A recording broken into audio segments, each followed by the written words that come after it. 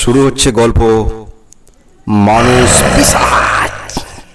রচনা হেমেন্দ্র কুমার রায়। চতুর্থ পর্ব, আবার সেই মারাত্মক ছয়। নদীর মতো শব্দেরও স্রোত আছে। নদীর স্রোত দেখা যায়, কিন্তু শব্দের স্রোত ধরা পড়ে কানে। খানিকক্ষণ ধরে সেই ভয়াবহ অট্টহাসির শব্দ ঠিক স্রোতের মতোই শূন্যতার মধ্যে দিয়ে অবিরাম বয়ে চলল।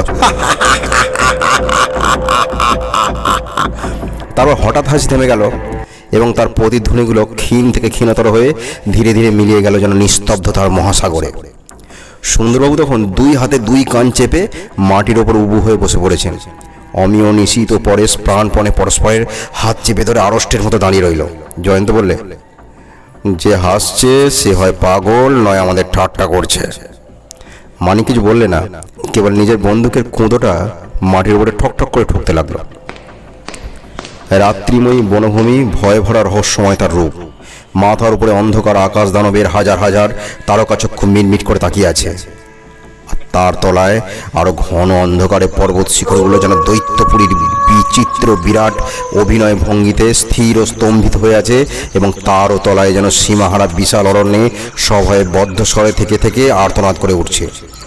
ঘুঘুর ম্রিয়মান সুরকে ঘুম পাড়িয়ে জেগে উঠেছে পেঁচার বিরক্ত কর্কশ কণ্ঠ।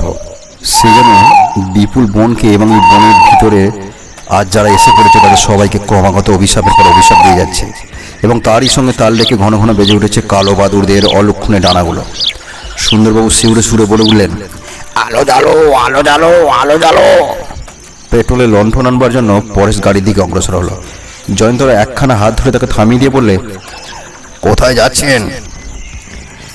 আর যা অন্ধকার সইতে পারছি না, আলোগুলো এনে জেলে ফেলি।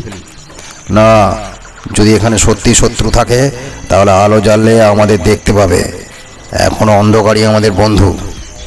সুন্দরবাবু বসে বসে পিছন হাঁটতে হাঁটতে বলেন, কিন্তু শত্রুরা অন্ধকারই আমাদের দেখতে পেয়েছে। ওই ঝোপের ভিতর থেকে তারা আমাদের দিকে তাকিয়ে আছে। মানিক দেখলে সামনের একটা ঝোপ থেকে সত্যই চার চারটে চোখের আগুন জ্বলছে আর নিমছে, জ্বলছে আর নিমছে। অমিয় নিশীথ বন্দুক তুললে। জয়ন্ত হেসে বললে, আরে খুব সম্ভব দুটো শেয়াল আশ্চর্য হয়ে আমাদের দেখছে। তারপরে আগুন চোখগুলো আর দেখা গেল না। জয়ন্ত বললে, সুন্দরবাবু, মিছে ভয় পেয়ে রজ্জুতে সর্বভম করবেন না। ভয় বড় সংক্রামক। একজন ভয় পেলে আর সকলেও ভয় পাবে, অথচ এখানে ভয় পাবার মতো কিছু আমি দেখতে পাচ্ছি না। কিন্তু সুন্দরবাবু জয়ন্তের কথা শুনতে পেলেন বলে মনে হলো না। তিনি তখন কান পেতে অন্য কি যেন শুনছিলেন। মানিক চুপি চুপি বললে, জয়, নদীর জলে ছপছপ শব্দ হচ্ছে, কে যেন নদী পার হচ্ছে। তারপরে এই শব্দটা থেমে গেল। খানিক পরে খুব কাছেই শোনা গেল কার পায়ের শব্দ। কে যেন দ্রুত পদে গোরস্থানের দিকে অগ্রসর হচ্ছে, কিন্তু সে যে কে কিছুই নজরে পড়ল না। ছিদ্রহীন অন্ধকার তার মূর্তিকে একবার গ্রাস করে ফেলেছে। পায়ের শব্দ ধীরে ধীরে মিলিয়ে গেল। অমিয় অস্পষ্ট স্বরে বললে, জয়ন্তবাবু, যেখানে দিনের বেলায় মানুষ আসতে ভয় পায়, সেখানে এমন সময় অন্ধকারে যে বেড়াতে আসে তাকে কি সাধু বলে মনে হয়? সুন্দরবাবু বলেন, কিন্তু এখান দিয়ে যে গেল সে কি মানুষ? এই রাত্রে এই পুরো শহরের গোরস্থানের সঙ্গে জ্যান্ত মানুষের কি সম্পর্ক থাকতে পারে? আমরা চোখে দেখছি খালি অন্ধকার, ও কিন্তু দিব্যি হন হন করে এগিয়ে গেল। মানিক বললে, জয়, আমরা কি পিছনে গোরস্থান গিয়ে ঢুকবো? জয়ন্ত বললে, গোরস্থানে ঢুকতে হলে আলো জ্বালতে হয়, কিন্তু এখন আলো জ্বালা আর নিজে থাকতে ধরা দেয়া সেই একই কথা। কি যে করবো বুঝতে পারছি না। সুন্দরবাবু বললেন, এখন আমাদের একমাত্র কর্তব্য হচ্ছে মানে গাড়িতে গিয়ে উঠে পড়া। নইলে ভূত কি মানুষ শত্রুর হাত থেকে না হোক, সাপ কি বিচ্ছু কামড়ে আমাদের মৃত্যু অনিবার্য। পরেশ বললেন, এইমাত্র আমার পায়ের উপর দিয়ে সরসর করে কি চলে গেল। সুন্দরবাবু আঁতকে উঠে লাফাতে লাফাতে পা ঝাড়তে দিতে বললেন, আমার পায়ে উঠলে এসে নিশ্চয়ই আমাকে কামড়ে দেবে। এই হুস হুস হুস, এই হুস হুস। মানিক হেসে ফেলে বললে, সুন্দরবাবু, হুস হুস করে আপনি কি তাড়াচ্ছেন? সুন্দরবাবু চৌরাঙ্গি বলে, এই মরিচ নিয়ে জ্বালায় এখন আর ঠাট্টা করে কাটা গায়ে নুনে ছিঁড়ে দিও না। মানে ওরে বাসে, কি অন্ধকার! দুনিয়ার এত অন্ধকার থাকতে পারে? অজয়ন্ত, কোন দিকে গাড়ি আছে বলে দাও। তোমরা না যাও, আমি একলাই গাড়ি দিকে বসে থাকবো। সুন্দরবাবু পায়ে পায়ে এগিয়ে চললেন এবং আচম্বিতে বনের ভিতর থেকে জেগে উঠল বাঘের গম্ভীর গর্জন। তিনি চমকে আবার পায়ে পায়ে পিছিয়ে দলের মাঝখানে এসে হতাশভাবে বললেন, তাহলে উনিও এখানে আছেন? তাড়াতাড়ি পিঠ থেকে বন্দুককে নামিয়ে তিনি আত্মরক্ষার জন্য প্রস্তুত হলেন ও সাপের ভয়ে মাঝে মাঝে পা ছাড়তে লাগলেন। এই হুস হুস, এই হুস। শৃগালদের সম্মিলিত কোলাহল জানিয়ে দিলে এখন দুপুর রাত্রি। নদীর কলতান শোনাচ্ছে কান্নার মতো। আকাশ একে অন্ধকার, কিন্তু হঠাৎ দেখা গেল অধিকতর পুরো আর একটা অন্ধকারের ঘোমটা ছড়িয়ে পড়ে আকাশের তারকা নেত্রগুলোকে ঢেকে দিচ্ছে। জয়ন্ত বললে, মেঘ উঠেছে, আজও হয়তো ঝড় বৃষ্টি হবে। অমিয় বললে, তাহলে আমাদের দুর্দশার বাকি আর কিছু রইল না এই বেলা। কিন্তু তার মুখের কথা মুখেই রইল। সেই আসন্ন দুর্যোগের বিভীষিকা, সেই নিবিড় তিমির ভয়াল অন্ধতা, সেই নানান শব্দ বিচিত্র রাত্রির গভীরতা, সেই পরিত্যক্ত সমাধিক্ষেত্রের অমানসিকতার ভিতর থেকে জাগ্রত হলো ভয়ঙ্কর অস্বাভাবিক এক কণ্ঠধ্বনি। কে যেন আকাশ বাতাসকে কাঁপিয়ে কাঁধে ডেকে ডেকে তীব্র স্বরে বলছে, ওরে আয়, ওরে আয়, ওরে আয়, আয় তোর আয় রে। অন্ধকারে যারা দেখতে পায় তারা আসুক এখন, অন্ধকারে যারা দেখতে পায় না তাদের কাছে। আকাশের মেঘ তোদের ডাকছি, নিঝুম রাতের আধার তোদের ডাকছে, মৃত আত্মার বন্ধু তোদের ডাকছে। কবরে কবরে দুয়ার খুলে যাক, কপিনে কপিনে জীবন জাগুক, মরার চোখে চোখে আলো ফুটুক। বেগম সাহেবা বসে বসে কাঁদছে, বাঁধিরা অন্ধকারে দেখতে পাচ্ছে না।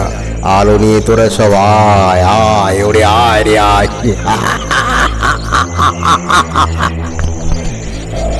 বো বো করে হঠাৎ একটা পাগলা হওয়ার ঝাপট হয়ে গেল। কড়কড় কড়কড় করে বজ্রের ধমক শোনা গেল। মরমর মরমর করে বড় বড় গাছের মাথা মাটির দিকে নুয়ে পড়ল। বাঘ আর ভয়ে গর্জন করছে না, পেঁচা বাদুর ভয় আর ডানা ঝাপটিয়ে উঠছে না, শৃগালরা ভয় আর আগুন চোখ মেলে তাকাচ্ছে না। তারপরই খলখল করে আবার সেই অট্টহাসির পর অট্টহাসি।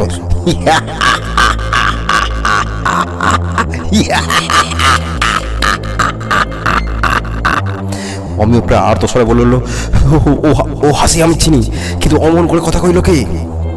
সুন্দরবাবু ঠকঠক করে কাঁপতে কাঁপতে বললেন, কে ডাকছে? কে আসবে? কে অন্ধকারে দেখতে পায়? কে বেগম আর কেই বা বলি? আমরা কি সশরীরে নরকে এসে পড়েছি? জয়ন্ত যেন আপন মনে অস্পষ্ট স্বরে বলে উঠল, বেগমই বা কে আর বাঁধি বা কারা? এ কি পাগলের প্রলাপ? মানিক, তোমার কি মত?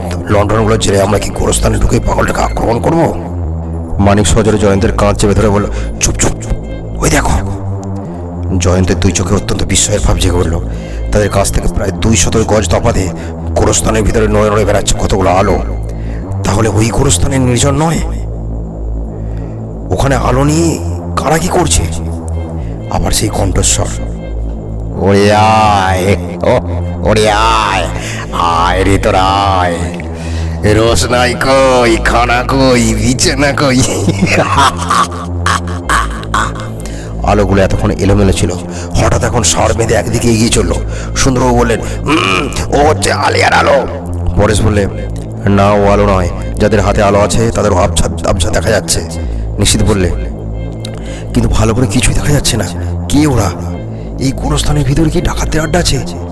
জয়ন্ত বলে, অমিয় বাবু, আপনাদের 6 জন লোকে আক্রমণ করেছিল তো? আগে হ্যাঁ। মানিক, নদীর তীরে আমরাও 6 জোড়া পদচিহ্ন আবিষ্কার করেছিলাম তো? হ্যাঁ। এখন ওই আলোগুলো গুনে দেখো দেখি।